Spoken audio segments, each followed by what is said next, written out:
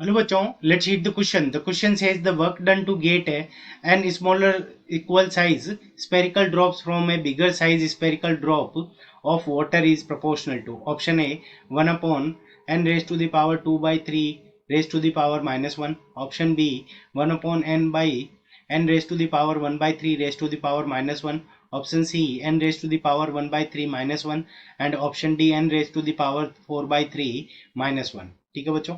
सो इस क्वेश्चन के अंदर हमें क्या गिवन है कि एक बड़ी सी ड्रॉपलेट्स है, उससे हम n number of small droplets क्या कर रहे हैं, क्रिएट कर रहे हैं.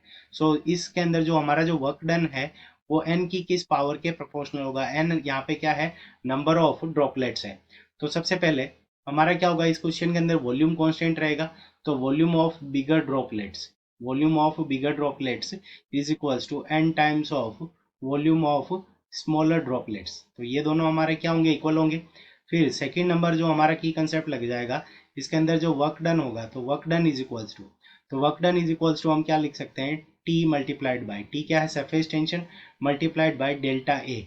डेल्टा ए हमारा क्या हो जाएगा, change in the surface area. तो इसको हम क्या लिख सकते हैं, change in the surface area को final surface area minus initial surface area. So A F minus A आई.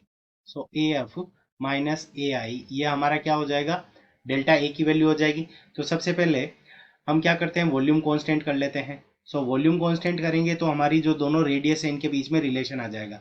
अगर हम बड़ी ड्रॉपलेट्स की रेडियस कैपिटल आर मान लें और छोटी जो ड्रॉपलेट है उसका रेडियस स्मॉल आर मान लें, तो हमारे पास में बड़ी जो ड्रॉपलेट है उसका एरिया कितना हो जाएगा, 4/3 पाई कैपिटल आर क्यूब.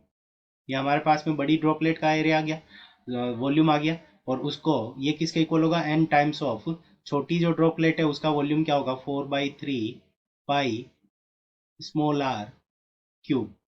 सो यहाँ से हमारे पास में 4/3 पाई 4/3 पाई दोनों कैंसिल कर देंगे. तो यहाँ से हम क्या लिख सकते हैं, स्मॉल आर की जो वैल्यू हो जाएगी वो क्या हो जाएगी, R divided by n raise to the power 1/3. ठीक है बच्चों. सो हमारे पास में जो स्मॉल आर की वैल्यू आ जाएगी वो कितनी आ जाएगी, R divided by n raise to the power 1/3, या फिर इसको हम ऐसे लिख सकते हैं, R multiplied by n raise to the power -1/3. ठीक है बच्चों. सो यहाँ पे हमारे पास में स्मॉल आर की वैल्यू आ गई, small R is equals to R multiplied by n raise to the power -1/3. अब देखो, अब हम वर्क डन कैलकुलेट करते हैं. तो W is equals to T multiplied by final surface area minus initial surface area. तो फाइनल सरफेस एरिया क्या हो गया, एन नंबर ऑफ ड्रॉपलेट्स है, एन मल्टीप्लाइड बाई 4 पाई, एक ड्रॉपलेट स्मॉलर ड्रॉपलेट का सरफेस एरिया क्या होगा, 4 पाई r² माइनस इनिशियल जो सरफेस एरिया था वो कितना था, 4 पाई कैपिटल आर स्क्वायर. ठीक है बच्चों. सो अब यहाँ से हम क्या करेंगे, स्मॉल आर की वैल्यू इस इक्वेशन के अंदर पुट कर देंगे. तो हमारे पास में W इज इक्वल्स टू, तो W इज इक्वल्स टू यहाँ पे हमारे पास में क्या आ जाएगा, T multiplied by n multiplied by 4 pi और यहाँ पे हमारे पास में आर की वैल्यू इसका स्क्वायर करेंगे तो कैपिटल आर स्क्वायर हो जाएगा, capital R square multiplied by, और यहाँ पे N raise to the power -1/3 का स्क्वायर करेंगे तो यहाँ से हो जाएगा N raise to the power -2/3. और यहाँ माइनस के अंदर 4 pi r², 4 pi capital R square. So यहाँ से हम क्या करेंगे, 4 पाई r² कॉमन ले लेंगे. तो W इज इक्वल्स टू हमारे पास में क्या आ जाएगा, T multiplied by 4 pi capital R square, ये हमने कॉमन ले लिया. अब यहाँ पे देखो n raise to the power 1 है और n raise to the power -2/3 है.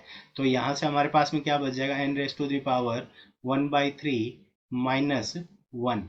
सो अब हमें प्रोपोर्शनलिटी के लिए पूछा है. तो W यहाँ पे देखो, रेडियस पहले हमारी रेडियस कांस्टेंट थी बिगर स्पेरिकल ड्रॉप की लेट की, सरफेस टेंशन कांस्टेंट है, 4 पाई कांस्टेंट है. तो W प्रोपोर्शनल टू किसका हो जाएगा, N raise to the power 1/3, n raise to the power 1/3 -1 के कांस्टेंट हो जाएगा. सो अब हमें कौन सा ऑप्शन के अंदर गिवन है, ये तो ऑप्शन सी में गिवन है. So option C is the correct answer of this question. I hope you understood it well. Best of luck. Thank you.